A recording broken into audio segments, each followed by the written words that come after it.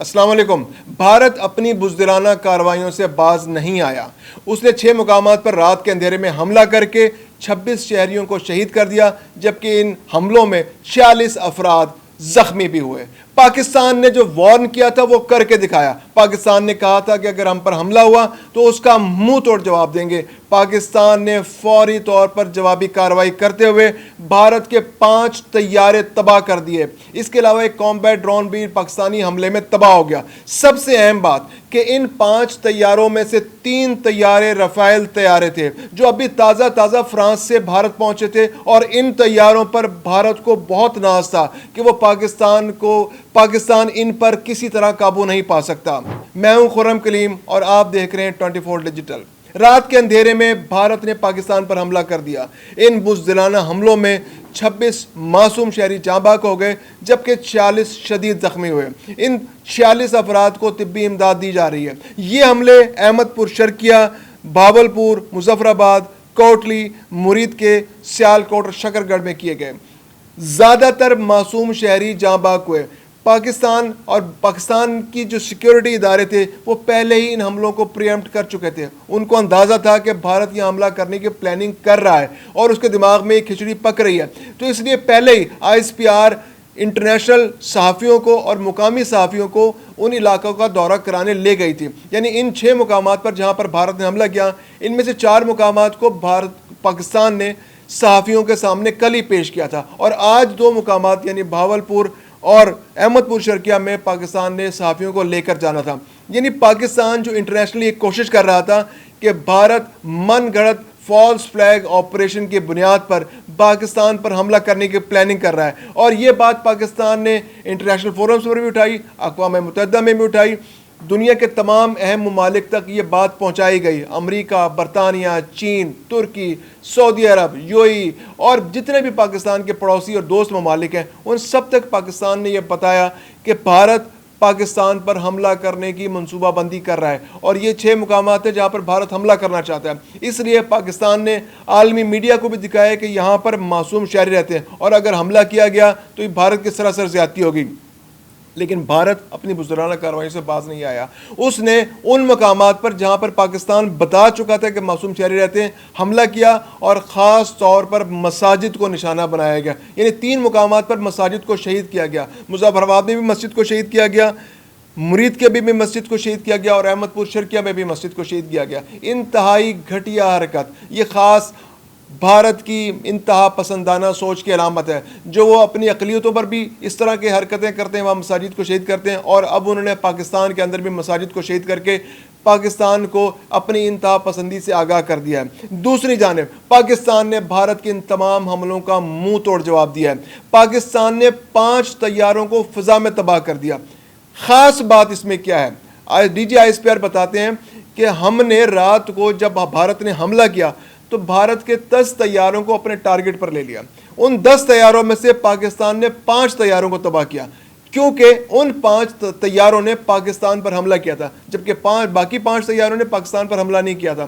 تو پاکستان نے یہ بتایا کہ یہ حملہ زیادہ شدید بھی ہو سکتا تھا، یعنی 5 کی بجائے 10 طیارے بھی تباہ ہو سکتے تھے، لیکن پاکستان نے ریسٹرینٹ سے کام لیا تاکہ مزید کشیدگی میں اضافہ نہ ہو۔ لیکن پاکستان کو عالمی قوانین کے تحت جو حق حاصل ہے کہ اگر پاکستان کی سالمیت پر یا پاکستان کے علاقے پر کوئی حملہ ہوگا تو پاکستان کو حق حاصل ہے کہ وہ حملہ آور کا منہ توڑ جواب دے۔ تو پاکستان نے یہ بات بھرپور انداز میں ثابت کر دی کہ پاکستان نہ صرف اپنے ملک کا دفاع کرنا جانتا ہے بلکہ دشمن کو منہ توڑ جواب دینے کی بھی بھرپور صلاحیت رکھتا ہے۔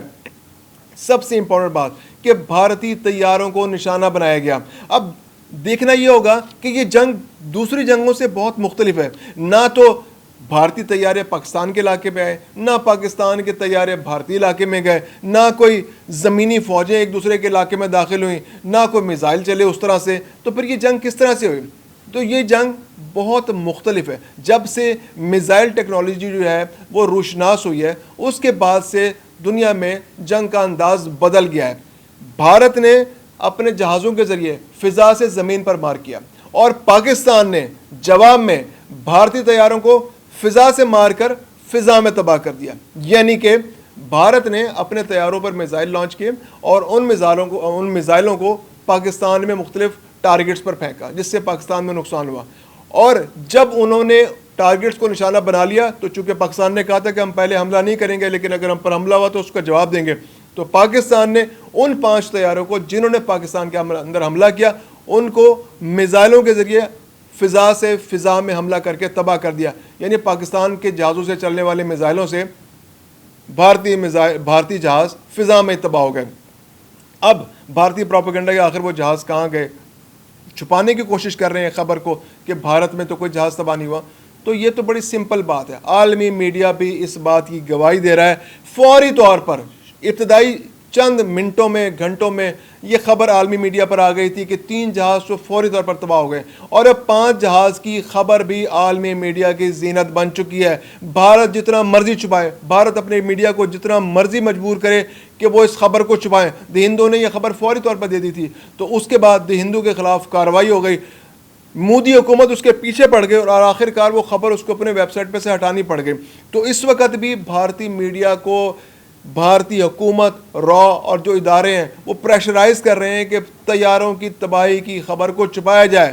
لیکن جناب یہ خبر چھپنے والی نہیں ہے. ابھی بھی بہت ساری فوٹیجز, بہت ساری ویڈیوز ان جہازوں کی تباہیوں کی سوشل میڈیا پر آ چکی ہیں اور پاکستان میں بھی دستیاب ہے, اور پاکستانی میڈیا کی زینت بھی بن چکی ہیں. اس کے علاوہ عالمی میڈیا کی زینت بن چکی ہیں, اور اس کے علاوہ جو عالمی ادارے ہیں جو فضائیہ کی موومنٹس کو مانیٹر کرتے ہیں وہ بھی اس بات کو کنفرم کر رہے ہیں کہ بھارت کے 3 سے زیادہ طیارے تباہ ہو چکے ہیں. اور اس بات کو, اور بہت سے ادارے اس بات کو کنفرم کر رہے ہیں کہ 5 طیارے اس واقعے میں تباہ ہو چکے ہیں. دوسری جانب جو بھارت نے سب سے زیادہ گھٹیا حرکت کی وہ گھٹیا حرکت ہے کہ اس نے نیلم جیلم پاور پلانٹ کو, جو بجلی پیدا کرنے کا پلانٹ ہے, اس پر حملہ کیا اور اس کو نقصان پہنچانے کی کوشش کی. یہ بین الاقوامی قوانین اور انٹرنیشنل ذمہ دار ممالک, جو ذمہ دار ممالک ہیں, ان کے رویے سے بالکل مختلف بات ہے. یعنی کہ پانی کے ذخائر کے, کسی بھی جنگ میں پانی کے ذخائر کو نقصان نہیں پہنچایا جاتا کیونکہ اس پر لوگوں کی زندگیوں کا انحصار ہوتا ہے.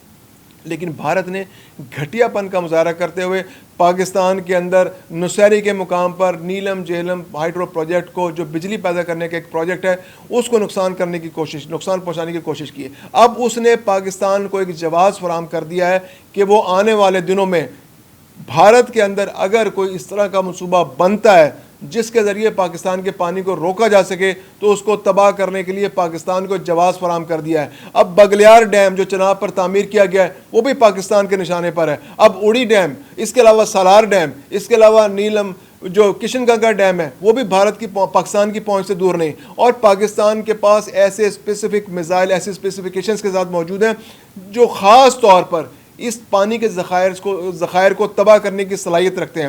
یہ پاکستان نے ذمہ داری کا مظاہرہ کیا, حالانکہ پاکستان کو آبی جاریت کا سامنا تھا. بگلیار ڈیم کے ذریعے پانی مسلسل روکا جا رہا تھا, کشن گنگا ڈیم کے ذریعے پانی روکنے کی دھمکیاں دی جا رہی تھیں, سالار ڈیم اور اڑی کے مقام پر پاکستان کا پانی روکا جا رہا تھا, لیکن اس کے باوجود پاکستان نے ان مقامات کو نشانہ نہیں بنایا. لیکن بھارت نے بلا اشتعال پاکستانی علاقے کے اندر نوشہری کے مقام پر نیلم جہلم پروجیکٹ کو نقصان پہنچا کر ایک نئی جنگ کا آغاز کر دیا ہے, جس کے بعد پاکستان کے لیے بھی بہت سارے آپشنز کھل گئے ہیں. اس کے علاوہ پاکستان نے JF-17 تھنڈر طیاروں کی بھرپور پرفارمنس کا مظاہرہ کیا ہے, اور اس کے ذریعے PL-15 اور جو دیگر میزائل ہیں ان کی پرفارمنس بھی کھل کر سامنے آ گئی ہے. یعنی ان کی ایکوریسی, ان کی پریسیشن, ان کی پرفارمنس سب کے سامنے آ گئی ہے کہ کس طرح انہوں نے چند منٹوں سیکنڈوں کے اندر بھارت کے 5 طیاروں کو خاک میں ملا دیا. اور بھارت اپنی تباہی پر افسردہ ہے اور دنیا کے سامنے شرمندہ ہے. بھارت جو دنیا میں یہ ثابت کرنے پر تلا ہوا تھا کہ وہ کسی بھی وقت اپنے کسی بھی پڑوسی ملک کو کسی طرح وہ زیر کر سکتا ہے, لیکن پاکستان نے بھارت کے اس خواب کو خاک میں ملا دیا ہے. اب بھارت جو اپنے پڑوسی ملک یعنی سارک ممالک پر جو بالادستی کرنے کا ممالک پر بالادستی قائم کرنے کا خواب دیکھ رہا ہے, پاکستان نے اس خواب کو چکنا چور کر دیا ہے. بھارتی مظالم کے شکار ہیں سارک ممالک. پاکستان پر اس نے حملہ کیا, اس کے علاوہ سری لنکا کے معاملات میں مداخلت کرتا ہے, नेपाल की सोवरेनिटी पर वो हमला करता है। भारत सार्क ममालिक में बालादस्ती कायम करने का जो ख्वाब देख रहा है, पाकिस्तान ने उस ख्वाब को चिकना चूर करके रख दिया है। पाकिस्तान ने भारत को बता दिया है कि वो किसी सूरत भारत की बालादस्ती को कबूल नहीं करेगा। भारतीय बुज़दिलाना हमलों के जवाब में पाकिस्तान ने हमला करके भारत के 5 तैयारों को तबाह कर दिया, जिनमें 3 रफ़ाइल तैयारे भी शामिल हैं। इसके अलावा एक कॉम्बैट ड्रोन भी इस हमले में तबाह हुआ। तो इस तरह पाकिस्तान ने भारत की एयरफोर्स के अंदर बालादस्ती को खाक में मिलाकर रख दिया। इसके अलावा पाकिस्तान ने बड़ा क्लियर मैसेज दिया है दुनिया को कि भारत जो दुनिया के सामने ये साबित कर रहा है कि वो चीन को भी चैलेंज कर सकता है, वो पाकिस्तान को भी चैलेंज कर सकता है, वो इस खित्ते में सुपर पावर बनने जा रहा है और उसे सलामती कौंसिल की मुस्तकिल रुकने दिए जाए तो अभी उसकी ये औकात नहीं है। ये उसकी सिर्फ जहनी खलफिशार है। उसको ये ख्वाब आते हैं, वो हर चीज़ को एक बॉलीवुड की फिल्म समझता है। उसका ख्याल है कि वो बस हमला करेगा और जिस तरह से वो चाहेगा उसके मुल्क उसके सामने झुकते चले जाएंगे, उसके पड़ोसी ममालिक। तो पाकिस्तान ने भारत को 5 तैयारे तबाह करके बड़ा क्लियर मैसेज दिया है कि वो इस खित्ते में भारत की बालादस्ती को तस्लीम नहीं करता। इसके अलावा इस सारे वाक़े के बाद, भारत की इस बुज़दिलाना कार्रवाई के बाद, चीन का इस खित्ते में असर और रसूख में इजाफा होगा। पाकिस्तान जो पहले से ही चीन का बहुत करीबी दोस्त है, इसके अलावा बांग्लादेश, श्रीलंका, नेपाल और जो बाकी सार्क ममालिक हैं वो भी आइंदा के लिए भारत की बजाय चीन की जानिब देखेंगे कि भारत एक अमन दुश्मन मुल्क है और चीन जो है इस खित्ते में ताकत का तवाज़ुन कायम रखना चाहता है। वो नहीं चाहता कि यहाँ पर अमन व अमान ख़राब हो, यहाँ पर कोई एटमी वॉर हो। लेकिन भारत जो है दूसरी जानिब थोड़े से सियासी फ़ायदे के लिए, एक इलेक्शन जीतने के लिए, कांग्रेस को नीचा दिखाने के लिए, मुसलमानों के ख़िलाफ़ कार्रवाई करने के लिए ऐसे हालात पैदा करता है कि वो 2 एटमी ताकतों को आमने सामने ले आए। अब जो भारत की बुज़दिलाना कार्रवाई कल है, इससे खित्ते में एक एटमी जंग का ख़तरा बढ़ चुका है। अगर इस वक्त भी रेस्टेंट से काम नहीं लिया गया, अगर भारत मज़ीद ऐसी कोई मिस एडवेंचर करता है तो पाकिस्तान के पास कोई ऑप्शन नहीं होगा कि पाकिस्तान अपनी सालमियत के दिफा के लिए मौसर कार्रवाई करे, जिसमें पाकिस्तान के पास जो एटॉमिक डॉक्ट्रिन है, जो न्यूक्लियर डॉक्ट्रिन है,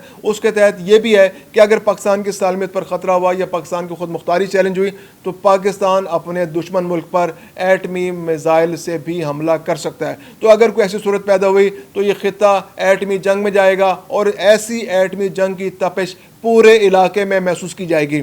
इस वक्त सलामती कौंसिल भी अलर्ट हो चुकी है, दुनिया के बड़े ममालिक भी अलर्ट हो चुके हैं। फौरी तौर पर अमेरिका के वज़ीर ख़ारजा ने पाकिस्तानी वज़ीर आज़म से भी रब्ता किया और भारतीय वज़ीर ख़ारजा से भी रब्ता किया और दोनों को इस बात का मशवरा दिया कि वो इस वक्त थोड़ा सा सब्र व तहम्मुल का मुज़ाहरा करें और किसी बड़ी जंग में जाने से गुरेज करें।